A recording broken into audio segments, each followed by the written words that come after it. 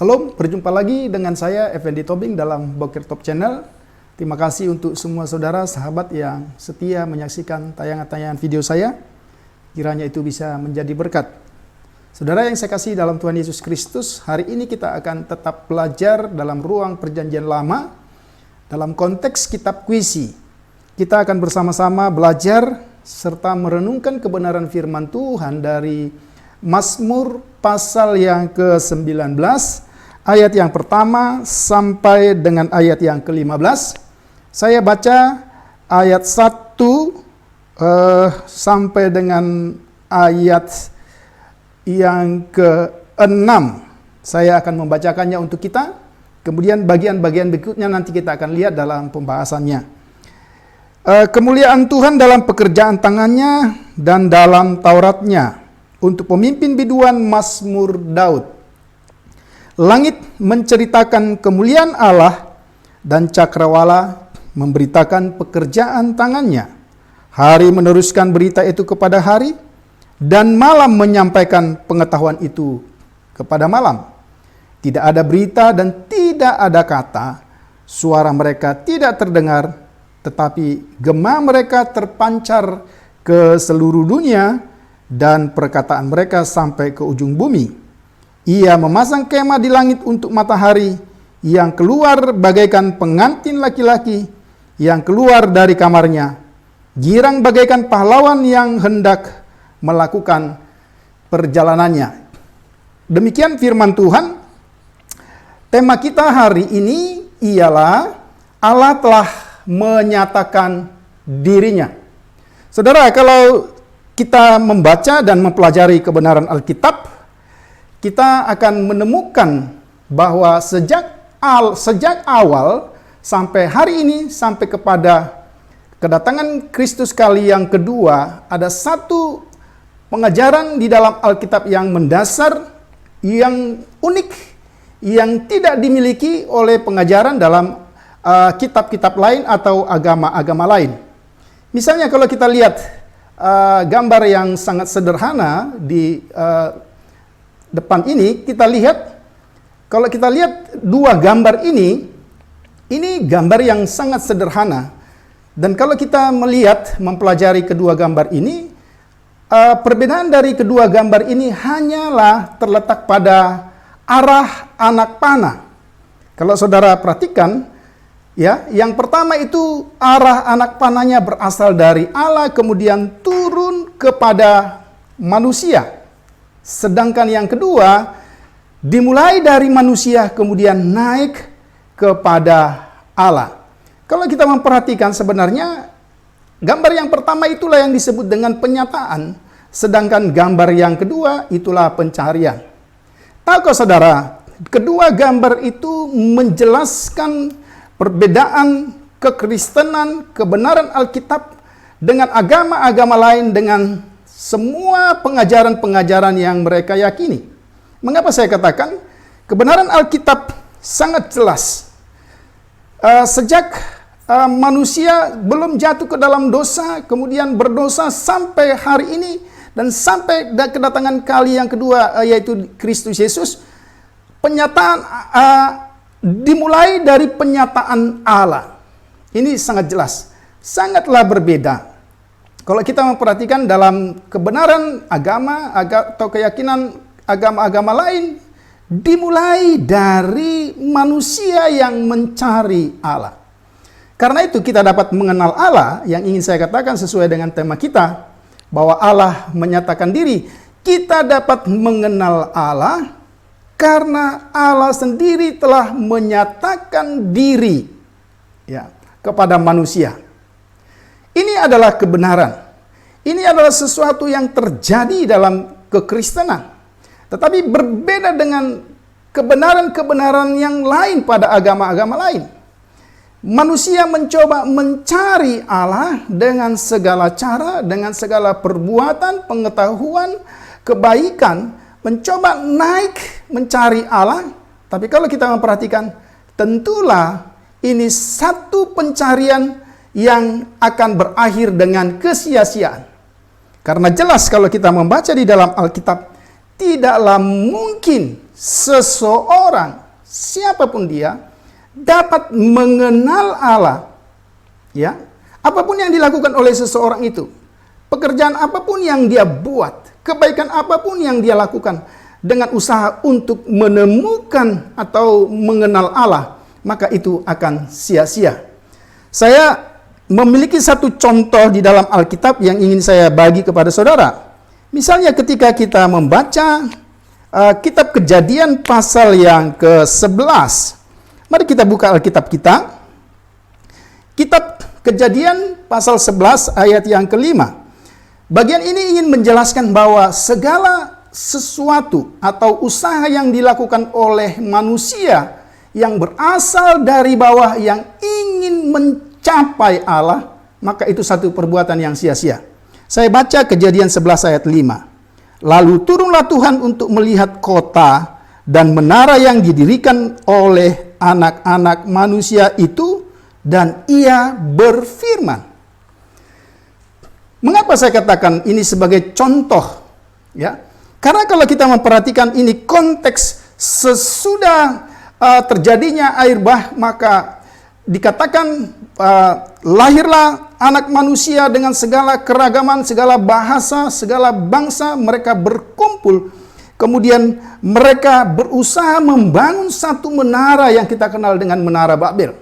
Dan mereka berpikir dan berdiskusi satu dengan yang lain, memutuskan untuk mereka membuat satu menara sampai ke surga, menemukan Allah.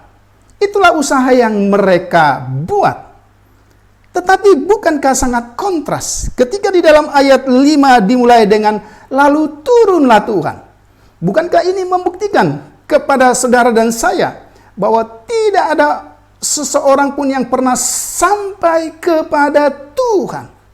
Apapun prestasinya, apapun yang dia lakukan, kebaikan apapun yang dia buat, ya, itu tidak akan pernah sampai kepada Tuhan kalau Tuhan sendiri tidak menyatakan diri. Jadi kekristenan adalah agama yang berasal dari atas. Sedangkan agama-agama lain, kepercayaan lain, kebenaran lain adalah berasal dari bawah. Nah, hari ini sesuai dengan tema kita, Allah telah menyatakan diri, kita akan mempelajari Mazmur pasal ke-19 ini dengan beberapa bagian, ya. Mazmur 19 itu kita melihat dan mempelajari sebagai salah satu genre yang disebut dengan Mazmur hikmat, ya. Di dalam Mazmur pasal 19 kita melihat ada dua bentuk penyataan Allah, ya. Nanti kita akan lihat lebih lanjut. Kemudian di sana juga kita akan melihat medium-medium atau sarana-sarana apa yang dipakai oleh Allah untuk menyatakan dirinya. Yang ketiga, di situ kita juga menemukan ada sinonim-sinonim atau nama-nama lain yang dipakai oleh penulis Mazmur sebagai sinonim dari hukum Taurat. Misalnya, ya, kita akan lihat nanti. Ya, kemudian ada 5 sifat hukum Taurat, ada 5 kualitas hukum Taurat, dan yang keempat ada relevansi hukum Taurat. Kemudian yang kelima, kesimpulan dari Mazmur pasal yang ke-19. Mari kita perhatikan bagian yang pertama. Ya, Mazmur ini dibagi dalam 2 bagian. Ya, kalau saudara perhatikan, saya hanya baca tadi ayat pertama sampai dengan ayat ke-6. Tapi kalau kita lanjutkan sampai ayat yang ke-7, maka pasal 19 khususnya ayat 2 sampai dengan ayat 7 itu merupakan bentuk atau bagian yang menjelaskan penyataan umum. Ya. Allah menyatakan diri melalui alam semesta yang diciptakannya. Saya baca kembali ayat 2. Langit menceritakan kemuliaan Allah dan cakrawala memberitakan pekerjaan tangannya. Ini yang dimaksud dengan penyataan umum. Sehingga sesungguhnya melalui alam semesta yang kita nikmati, ya, melalui segala ciptaan Allah yang dimana kita tinggal hari ini, sesungguhnya melalui semua itu Allah sedang menyatakan diri sebagai Allah pencipta. Ya, dengan kata lain, sesungguhnya ciptaan ini memperkenalkan siapa Allah yang kita sembah. Ciptaan ini, segala yang diciptakan oleh Tuhan di mana kita berdiam diri hari ini pada saat ini, sesungguhnya itu memperkenalkan kepada kita. Itu adalah bentuk dari penyataan Allah kepada kita. Sehingga seharusnya setiap orang harusnya mengenal Dia. Namun kita tahu, ya, penyataan Allah secara umum itu ternyata tidak cukup untuk membuat seseorang, untuk membuat banyak orang akhirnya mengenal Tuhan. Kalau kita memperhatikan misalnya, kalau kita membaca di dalam Roma pasal yang ke-1, kita buka misalnya Roma pasal yang pertama, di sana dijelaskan, ya, Roma pasal yang pertama, ayat yang ke-20, sebab apa yang tidak nampak daripadanya, yaitu kekuatannya yang kekal dan keilahiannya, dapat nampak kepada pikiran dari karyanya, sejak dunia diciptakan, sehingga mereka tidak dapat berdalih.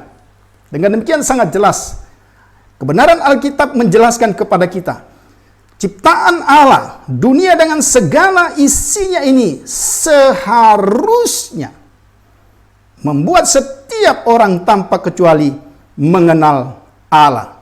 Tapi kalau kita melanjutkan pembacaan kita dari kitab Mazmur pasal 1 ayat 20 dan seterusnya, ya, bukankah dengan sengaja, ya, banyak orang yang sudah mendapat penyataan Allah, ya, itu justru menolak Allah. Kita perhatikan. Kemudian dalam ayat 8 sampai dengan ayat yang ke-15 itu berisi tentang penyataan khusus. Allah menyatakan diri melalui hukumnya, atau dalam bahasa Mazmur 19 disebut dengan hukum Taurat. Kita perhatikan, ya. Penyataan Allah secara umum melalui alam semesta, ya, di ayat 2 itu sangat jelas bahwa seluruh alam semesta direpresentasikan oleh langit dan cakrawala, ya, menyatakan kemuliaan Allah.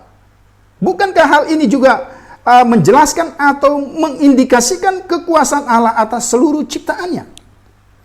Sekali lagi, sangatlah jelas bahwa sesungguhnya tidak seorang pun boleh berdalih, ya, bahwa Allah belum menyatakan diri. Tetapi pertanyaan dan fakta yang kita hadapi, ada begitu terlalu banyak orang yang dengan sengaja tidak mau, ya, atau dengan kekerasan hati tidak mau untuk mengenal Allah. Ini kita perhatikan. Misalnya di dalam ayat yang ketiga dalam pembacaan kita itu, ya, dikatakan hari meneruskan berita itu kepada hari dan malam menyampaikan pengetahuan kepada malam, ya. Kalau saudara perhatikan ciptaan Allah itu digambarkan seolah-olah berbicara, ya. Ciptaan Allah berbicara atas hikmat Allah yang tidak terbatas.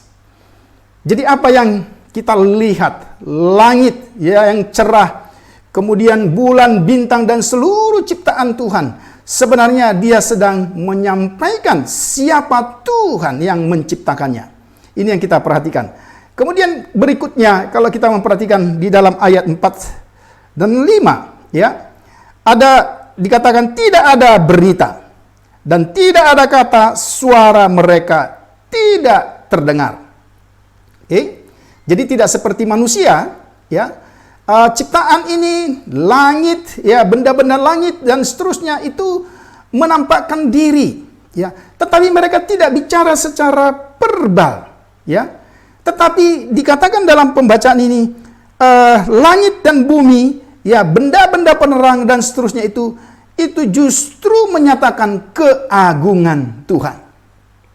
Secara negatif. Kemudian kalau secara positif, kalau kita memperhatikan, ya, tetapi gemah mereka terpancar ke seluruh dunia, dan perkataan mereka sampai ke ujung bumi.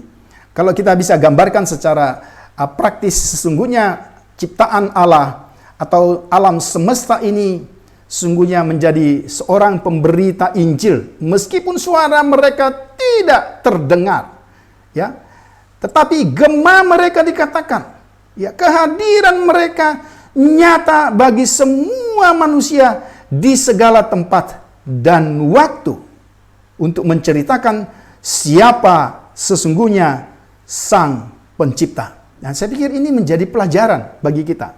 Kalau alam semesta yang tidak bersuara secara verbal, kehadiran mereka bisa menjadi kesaksian bagi dunia ini tentang siapakah Tuhan yang menciptakan, siapakah Tuhan yang menyelamatkan, siapakah Tuhan yang mengasihi. Terlebih saudara dan saya yang diciptakan oleh Tuhan sedemikian rupa, punya kapasitas untuk berbicara, menyampaikan berita. Bagaimana? Apakah kita tidak bisa melihat apa yang dilakukan oleh alam semesta ini sebagai satu contoh untuk kita dapat melakukannya? Kemudian berikutnya kalau kita memperhatikan ayat 6 dan 7, ya. Keindahan ciptaan Allah, khususnya dikatakan matahari bagaikan pengantin laki-laki, ya. Dan ketaatannya terhadap pencipta untuk melakukan tugasnya, sehingga seluruh dunia di segala tempat dan waktu menikmati sinarnya. Ini satu hal yang luar biasa, ya. Jadi selain menyaksikan siapa Tuhan yang sesungguhnya, digambarkan di sini seperti matahari, ya. Tetapi matahari juga menunjukkan ketundukannya, ketaatannya kepada Sang Pencipta. Sehingga ketika dia bersinar, dia dapat menjadi berkat bagi semua orang di seluruh tempat dan waktu. Saudara yang saya kasih dalam Tuhan Yesus Kristus, ini sangat jelas bagi kita. Karena itu sekali lagi saya mau menekankan bagaimana alam semesta, ya, ini menjadi corongnya Tuhan, menjadi alat untuk menyatakan kemuliaan Tuhan. Apalagi saudara dan saya, sebagai anak-anak Tuhan, sebagai hamba-hamba Tuhan, pastilah kita juga akan mengambil bagian sebagai alat yang dapat dipakai oleh Tuhan untuk menyatakan kemuliaannya. Kemudian kita lihat, ya, yang berikut di dalam bagian-bagian ini, kalau kita memperhatikan, ya, penyataan khususnya di dalam ayat yang ke-8, sampai ayat yang ke-10, ada berbagai kata lain atau sinonim yang dipakai. Misalnya Torah Tuhan, kesaksian tentang Tuhan, ajaran-ajaran Tuhan, kitab undang-undang Tuhan, dan yang berikutnya takut akan Tuhan dan hukum-hukum Tuhan. Ini kalimat-kalimat atau kata-kata yang sinonim yang mau menjelaskan penyataan Allah secara khusus. Kalau penyataan Allah secara umum dinyatakan kepada siapapun tanpa kecuali, tetapi penyataan khusus ini sangat jelas ketika itu berbicara tentang hukum Taurat. Maka hukum Taurat itu, ya, diberikan kepada satu bangsa dalam kemurahan Tuhan semata-mata. Itulah bangsa Israel atau bangsa pilihan. Ini yang kita lihat. Penyataan khusus. Kemudian kalau kita memperhatikan penyataan khusus itu, kita lihat kualitas dari penyataan khusus. Ya, kalau saudara perhatikan ayat yang ke-8, Taurat Tuhan itu sempurna, menyegarkan jiwa. Ini kualitas dari penyataan khusus. Ya, jadi bukan teori, bukan buku yang tidak memiliki nilai apa-apa, bukan ajaran yang tidak berdampak apa-apa, tapi dikatakan menyegarkan jiwa. Membuat orang berhikmat. Ya, kalau kita membaca misalnya Amsal 1 ayat 7, ya, permulaan pengetahuan atau permulaan hikmat adalah takut akan Tuhan. Nah, kemudian yang berikut, membuat hati bersuka cita. Ini bukan sesuatu yang mudah. Sukacita ini menjadi sesuatu yang sulit diterima atau dicari oleh siapapun. Dan ini hanya dapat diberikan kepada setiap orang yang setia, yang bergantung dan yang setia kepada kebenaran firman Allah. Dalam konteks ini khususnya disebut sebagai Taurat Tuhan. Kemudian membuat mata bercahaya. Ya, mata bercahaya yang ingin memancarkan keseluruhan damai sejahtera yang dialami oleh seseorang. Tentu bukan berarti saya mau katakan bahwa kita tidak punya pergumulan, kita tidak punya masalah. Sampai hari ini kita sedang dalam masalah yang sangat besar. Tetapi ketika kita sungguh-sungguh bergantung kepada Taurat Tuhan, kepada kebenaran firman Tuhan, maka di sana dikatakan membuat mata bercahaya.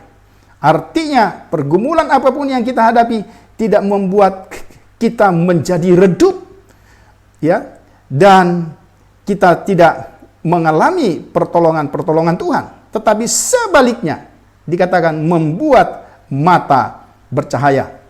Kemudian hukum Taurat itu tetap ada selama-lamanya. Artinya kekal. Ya, kalau saudara perhatikan, ini sesuatu yang luar biasa. Segala sesuatu yang kita cari, kita usahakan, kita inginkan, itu sifatnya sementara. Sehingga tidak ada sesuatu apapun di dunia ini, ya, yang dapat memuaskan kita secara tetap. Tetapi Alkitab dengan jelas berkata, firman Tuhan itu kekal. Ya, saudara, mari kita lanjutkan. Ya, kemudian, ya, kita lihat di dalam ayat 12 sampai dengan 14, saya akan membacakannya untuk kita. Lagi pula hambamu diperingatkan oleh semuanya itu, dan orang yang berpegang kepadanya mendapat upah yang besar. Siapa yang dapat mengetahui kesesatan? Bebaskanlah aku daripada yang tidak kusadari. Lindungilah hambamu juga terhadap orang yang kurang ajar. Janganlah mereka menguasai aku, maka aku akan menjadi tak bercelah dan bebas dari pelanggaran besar. Saudara perhatikan, relevansi penyataan khusus atau firman Tuhan dalam konteks perjanjian lama, Taurat Tuhan itu, ya, dikatakan dia sebagai pembimbing bagi hidup orang percaya, sehingga kita dapat terhindar dari segala kejahatan. Saudara yang saya kasih dalam Tuhan Yesus Kristus, ini sangat jelas. Kalau kita memperhatikan misalnya Mazmur pasal 119, kita buka Alkitab kita, Mazmur 119, apa yang dikatakan oleh pemazmur ini, ya. Kalau saudara membaca di dalam ayat 9 sampai dengan ayat 11, saya akan membacakannya untuk kita. Dengan apakah seorang muda mempertahankan kelakuannya bersih? Dengan menjaganya sesuai dengan firman-Mu. Dengan segenap hati aku mencari Engkau, jangan biarkan aku menyimpang dari perintah-perintah-Mu. Ayat 11, dalam hatiku aku menyimpan janji-Mu, supaya aku jangan berdosa terhadap Engkau. Jadi jelas sekali, ya, relevansi hukum Taurat, penyataan Allah secara khusus ini kepada umatnya, kepada saya dan saudara. Ya, dia menjadi pembimbing kehidupan kita, penuntun kita, sehingga kita terhindar, terbentengi dari segala perbuatan yang jahat. Wah, puji Tuhan. Kemudian yang berikut, ya. Kemudian yang berikut kita lihat firman Tuhan dari ayat 12 sampai ayat 14 tadi menjelaskan kepada kita bahwa firman Tuhan itu menjadi standar dalam bertingkah laku, menunjukkan dosa dan kejahatan bagi orang percaya. Saya membuka satu bagian firman Tuhan yang sudah sangat familiar dengan kita.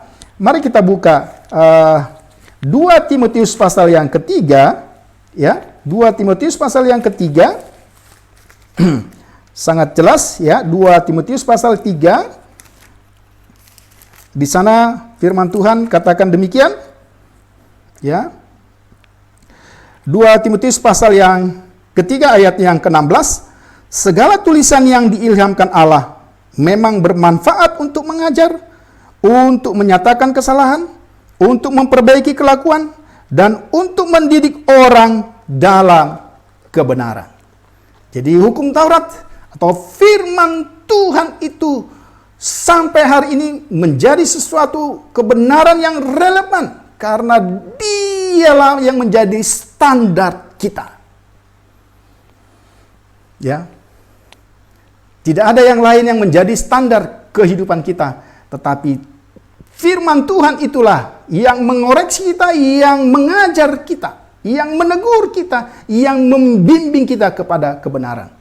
Ini satu kebenaran yang bisa kita pelajari hari ini dari Mazmur pasal yang ke-19 ayat 1 sampai dengan ayat yang ke-15. Maka sebagai bagian dari kesimpulan, kalau kita memperhatikan apa yang dikatakan oleh pemazmur hari ini bagi kita, saya baca kembali ayat yang ke-15 dari Mazmur pasal 19. Ini yang menjadi kesimpulan dari pemazmur dalam doanya.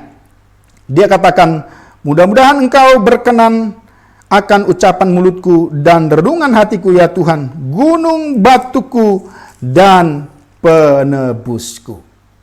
Ya, menyadari kemahakuasaan, keagungan Tuhan yang dinyatakan melalui langit dan bumi, melalui bulan, bintang, matahari, melalui penyataan Allah yang jelas, ya, dalam kehidupan kita di tengah-tengah dunia ini. Maka seperti pemazmur berkata, marilah kita bersama-sama tersungkur, marilah kita bersama-sama bersyukur akan kebesaran Tuhan. Marilah kita bersama-sama merendahkan diri.